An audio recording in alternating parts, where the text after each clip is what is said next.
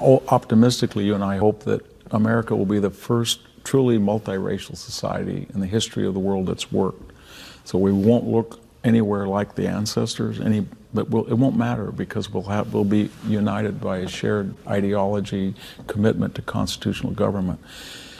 If that doesn't happen, and that it very easily could not happen if we demagogue the identity politics and other issues, then we're going to go the route 1861, what could have happened after 1968. But something like the Balkans or Rwanda or something in the Austria-Hungary or Ottoman empires where we identify by our superficial appearance first and our loyalty to the common collective investment in America. And to make the right choice, we really have to remember where we came from, and we have to claim Jefferson, Lincoln as our own. And the people that died in Shiloh really do belong to people who came from Oaxaca. Great pleasure. Thank you. Thank you. You too. See you next time on Life, Liberty, and Levin.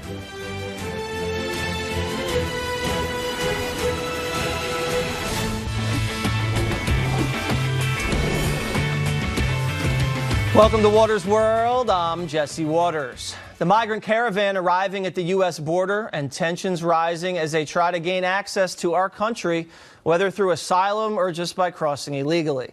With thousands of troops deployed, agents in Arizona detaining more than 650 illegal immigrants trying to cross in just 2 days alone this week.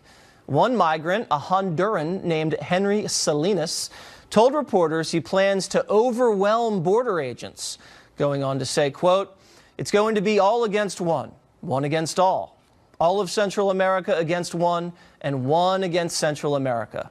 All against Trump, and Trump against all."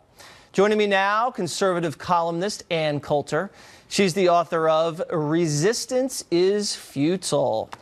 All right, Ann, you know, we heard all the last couple of weeks that this was an invasion, and I think even Jim Acosta said that, you know, Mr. President, they're not going to be climbing any walls. That's not going to happen. Yet, we see all this video. They're climbing the walls. What's going on now? Yes, oddly, the same thing they've been doing for the past, 50 years. This is why one presidential candidate ran a couple of years ago promising to build a wall. That's why people voted for him. We see that we need a wall. In the absence of a wall, I wish we at least had Attorney General Jeff Sessions. I mean, but look at this wall. You can't even see this wall. I'm not sure. I mean, these are people that are just straddling the wall and then taunting and yelling things at Border Patrol on the other side. If any Democrat looks at that picture and sees them just like, you know, it's like a jungle gym out there. You just get on, you climb up, you climb down. It's like fun for these people. I don't get it. Right. Well, Israel has a wall that reduced. They're having a big problem with invaders. They call them, I believe. No, infiltrators. Anyway, coming in from Africa, and they, according to the New York Times, got it down to 0 illegal immigrants crossing into their country.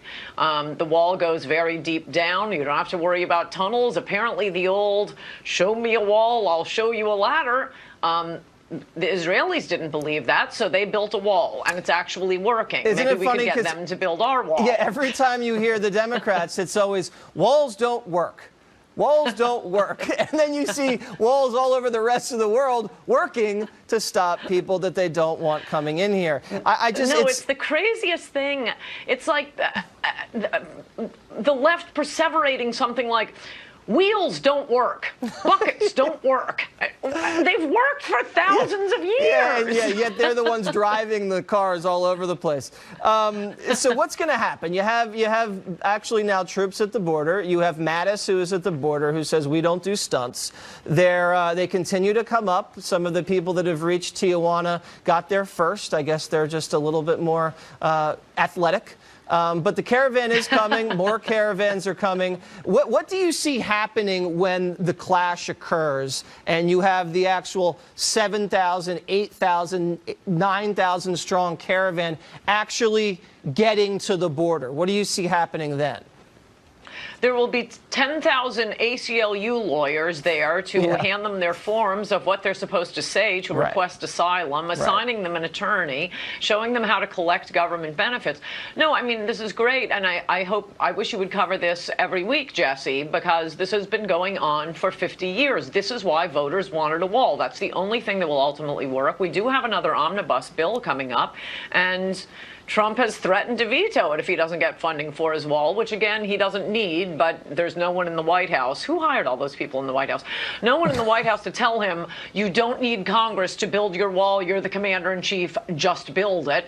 We could really use some changes at Homeland Security. We could use some changes, well, somebody more Sessions-like as Attorney General, but this is the biggest issue facing the country. This is literally an existential issue. We always hear about this, about, an existential crisis for Syria, Afghanistan, Israel. No, this is our country. Wait, no, Can we please protect our country? They say global warming is an existential crisis. I mean, that's a long way out there. I don't even know if people can feel that yet. All right, let's move on.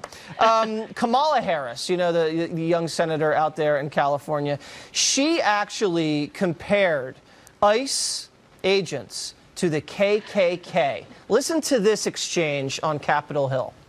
Are you aware of the perception of many about how the power and the discretion at ICE is being used to enforce the laws? And do you see any parallels? I do not see any parallels between I'm talking about perception. Officers and agents. I'm talking about perception.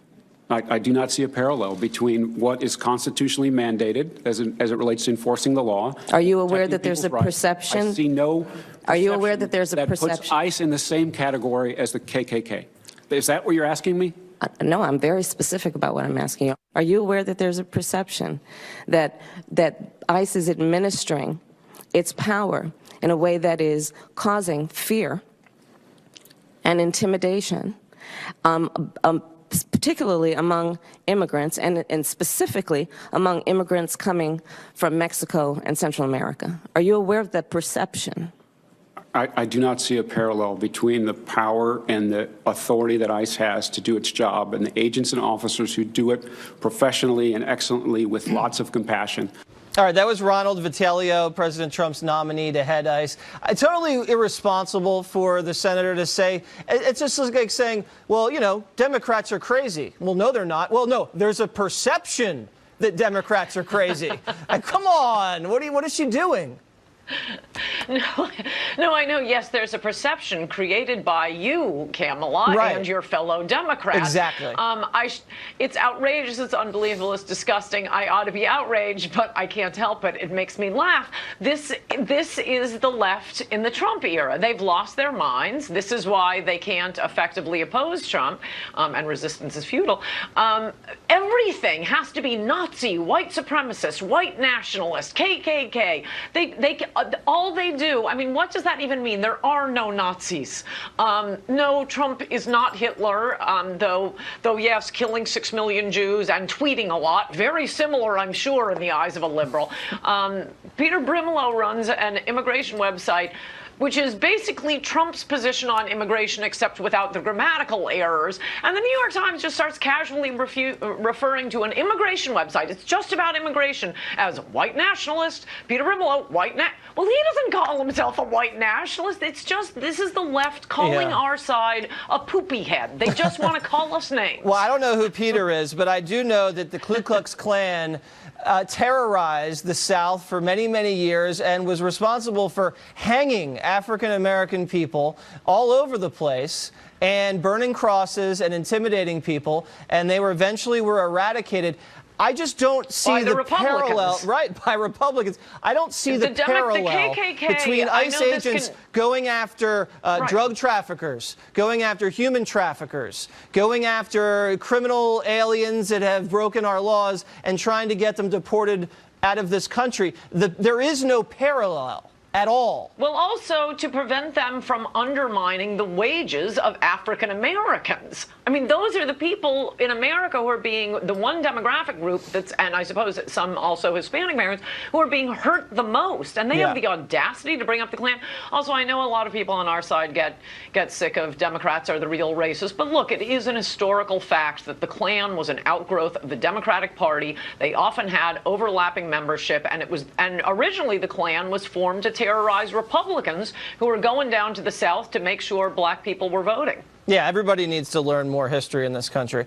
Trust me, I've been out in the streets. It's a disaster. Let's go to Avenatti. So, I don't even want to laugh about this, because if it's true and he did punch a woman in the face, it's probably the most despicable thing you can do. And, presumed innocent in this country, we're going to give him due process. The due process he did not give Judge Kavanaugh.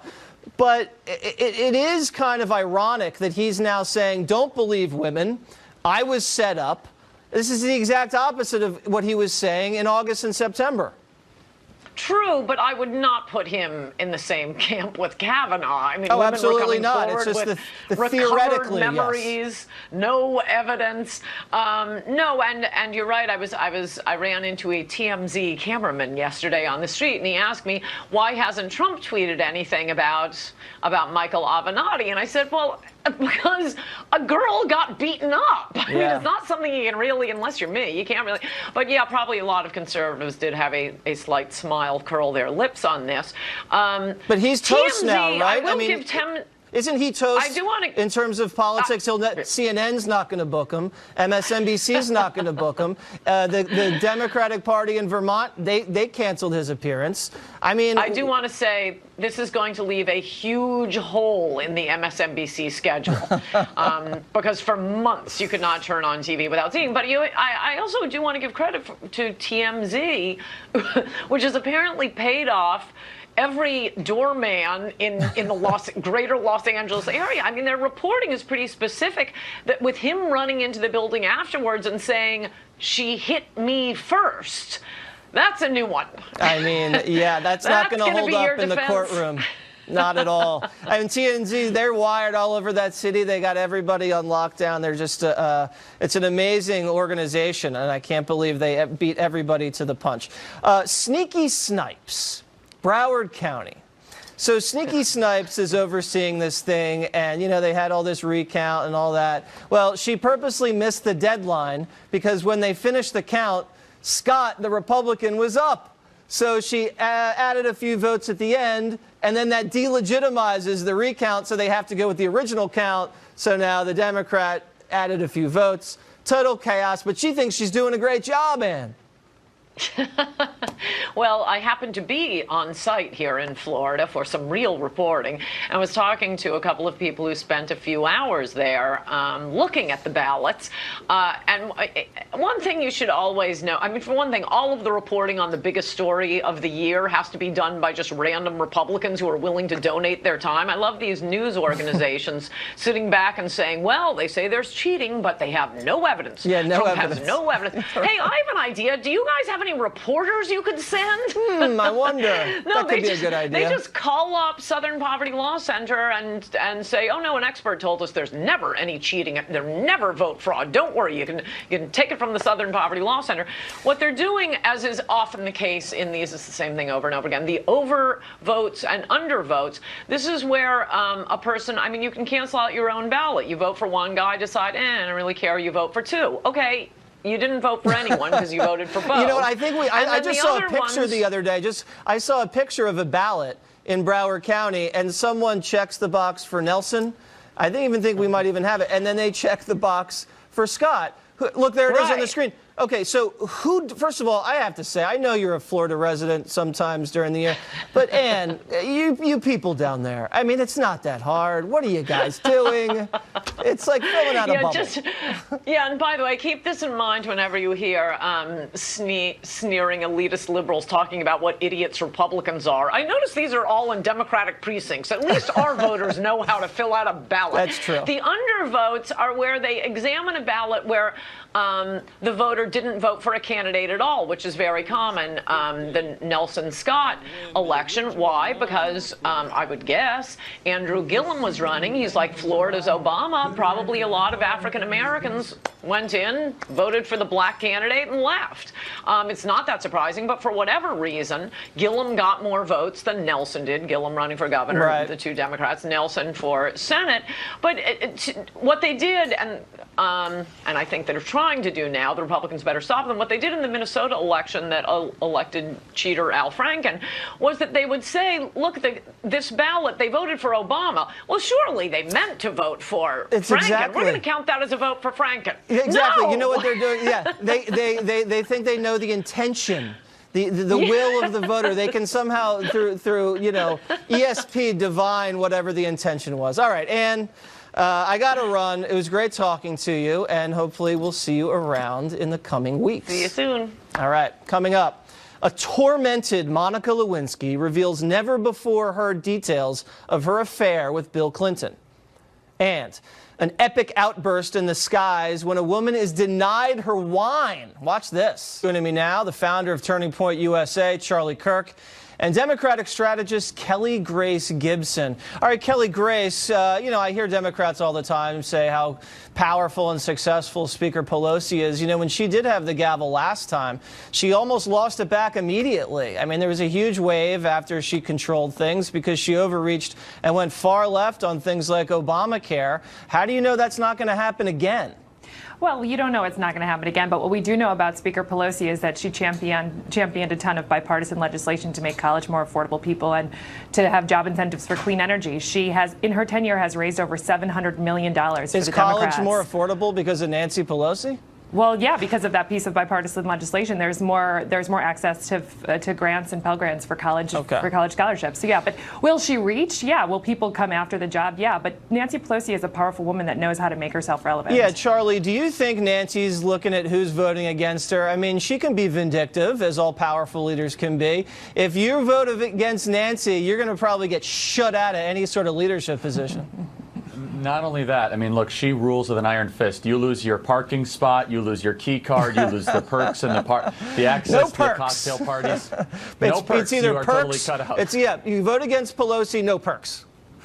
That's exactly right. Well, look, she's in a conundrum here because, look, believe it or not, the Democrat Party consists now of people who think Nancy Pelosi is too moderate, try to figure that one out, and people who think that Nancy Pelosi is too far to the left.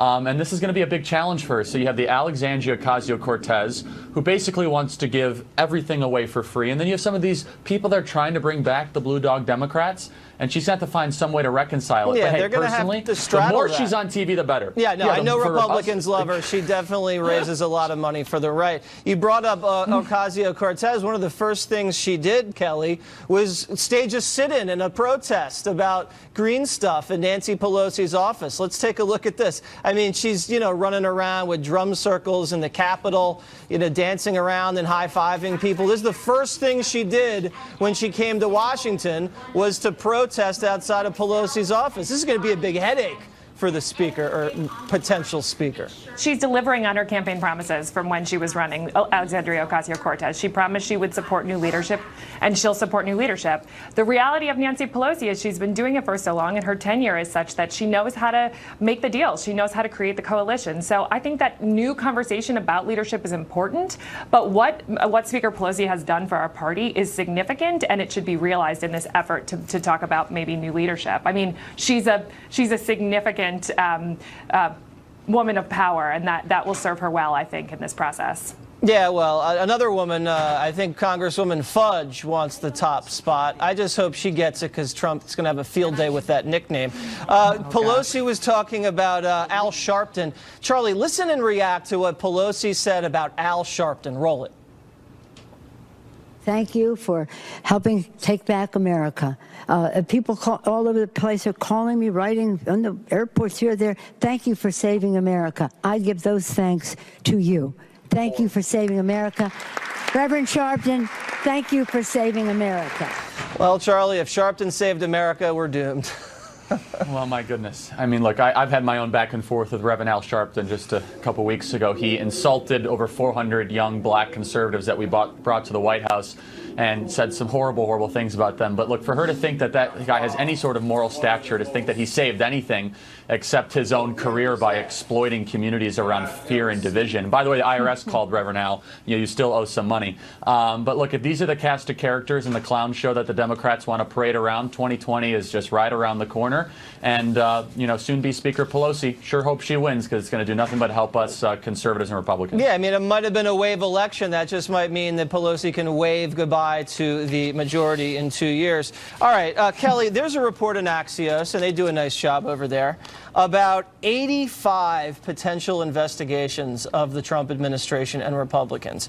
Everything from the Comey firing to Trump's transgender ban, the travel ban, family separation, Trump's tax returns, Trump's family businesses. They're reopening the Russia investigation. Do you think that's going to be a positive for the Democrats? Yeah, I mean, the president has gone basically unchecked since he won the election. So I think having a balanced Congress is an important thing. He's been pretty checked. There has been pretty 64 subpoenas for information that have been sent to the House Oversight Committee that have been rejected. So I mean, it's time for there are rules of the game that he doesn't play by that every good president in our history has. So yeah, having some Democrats come in and be like, let's do this thing the right way. Let's let the American people know a little bit something about you that you refuse to give them. That is going to be good for the Democrats, but good for just sort of general Americans. Let's get to the truth about the oversight, Charlie. I want to play some sound from Adam Schiff, Little Schiff, I think the president calls him. Let's hear what he said about investigations. Roll that. Investigations are sexy. They're interesting. You bring witnesses before the Klieg lights, people tune in.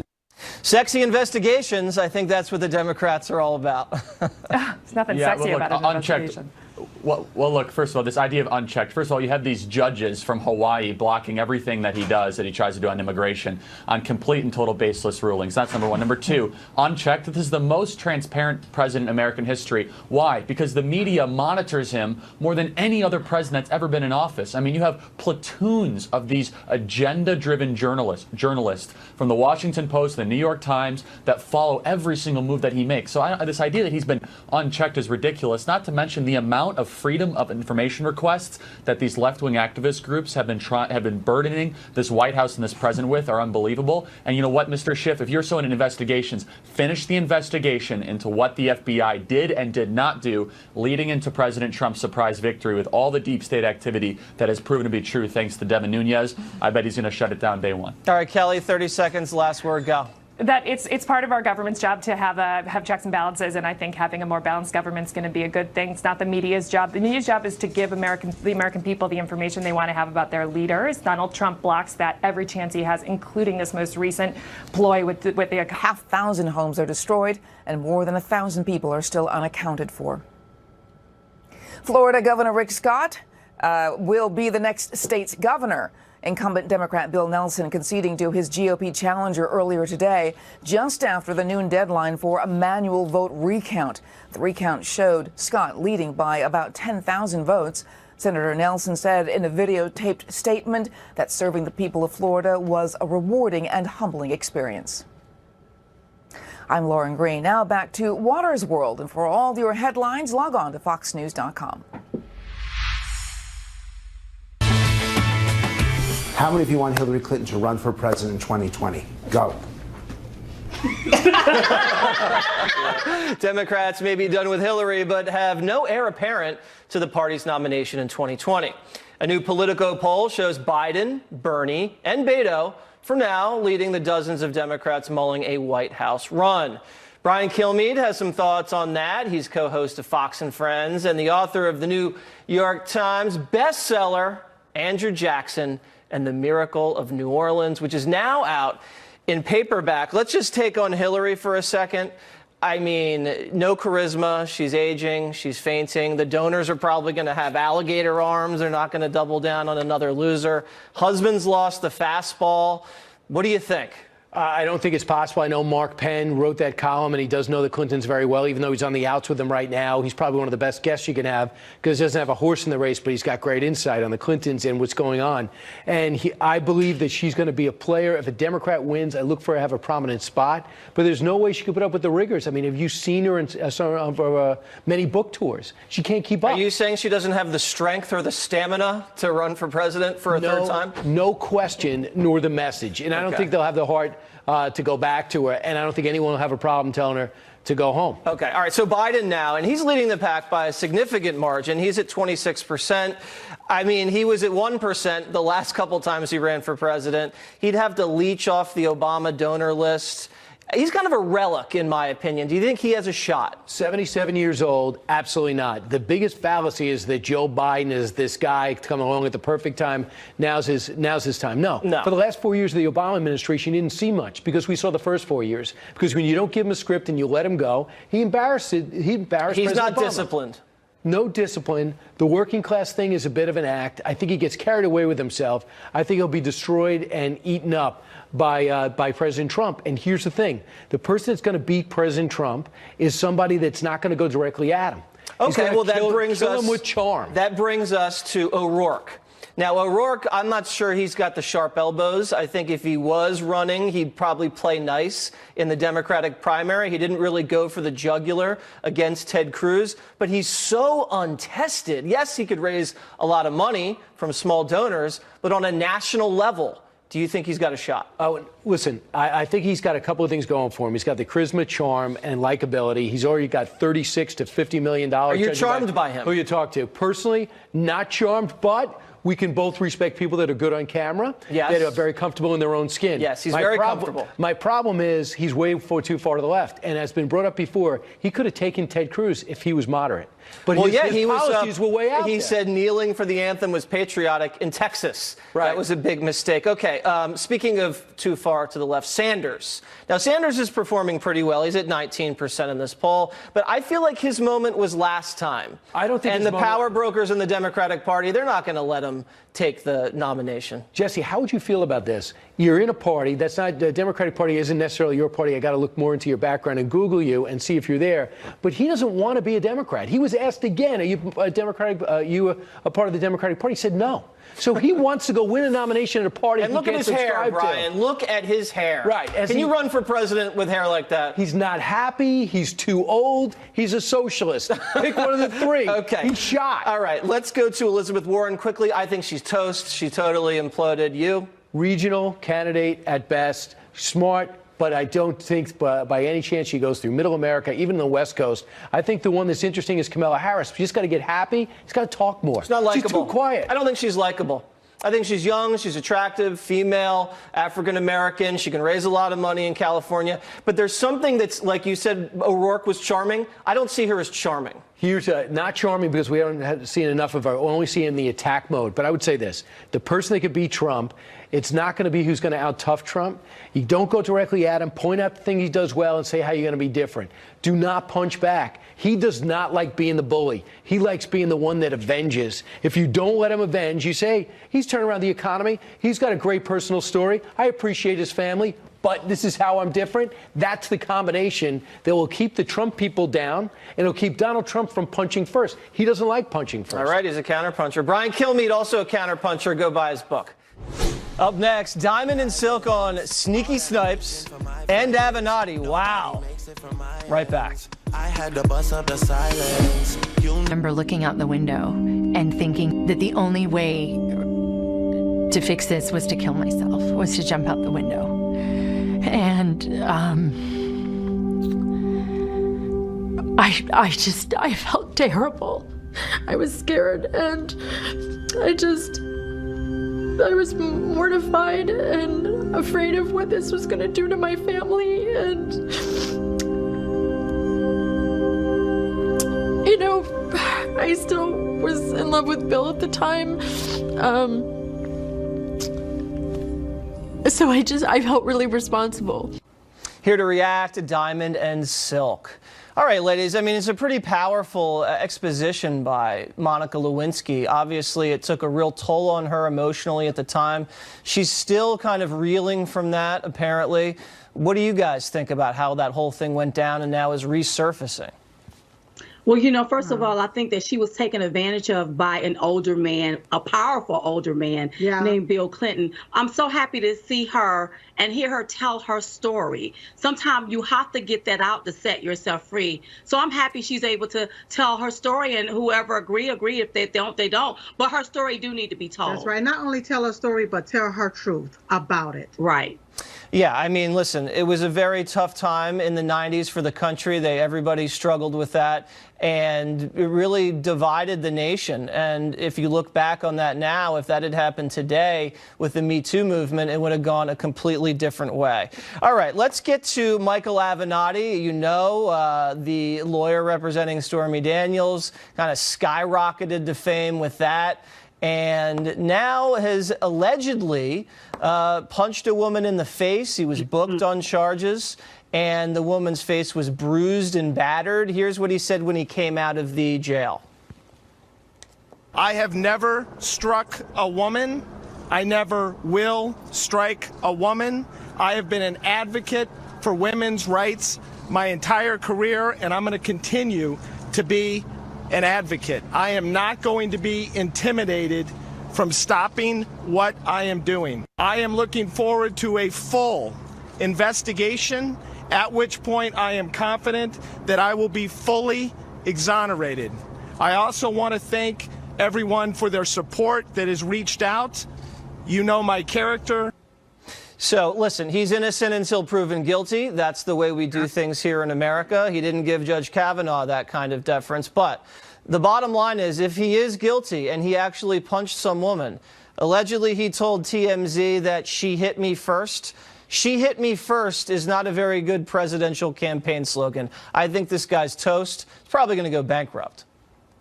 Absolutely. And, you know, I don't think he's going to beat this charge. Listen, you have to understand, you may not pay what you owe, but you will reap what you sow. And he said, believe all women. So that's why a lot of Americans are believing the woman on this. And then with him also saying that he's going to run for president, if he do decide to run for president, at least he do know he can't beat a woman. That's right. I mean, we already know he's running from the IRS. The guy owes millions, and looks like his life is crumbling down upon him. It's very, very sad. All right. Lastly, Sneaky Snipes, you know, the woman overseeing the Broward County election. It's a mess. Everybody knows it. She actually had the gall to say things were going smoothly. Listen to this.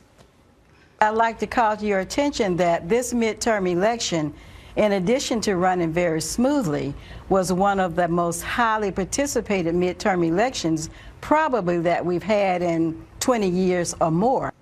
Yeah, so every county in Florida is finished, and she's still counting. She has no idea the vote count. Sneaky Snipes, ladies, what do you think?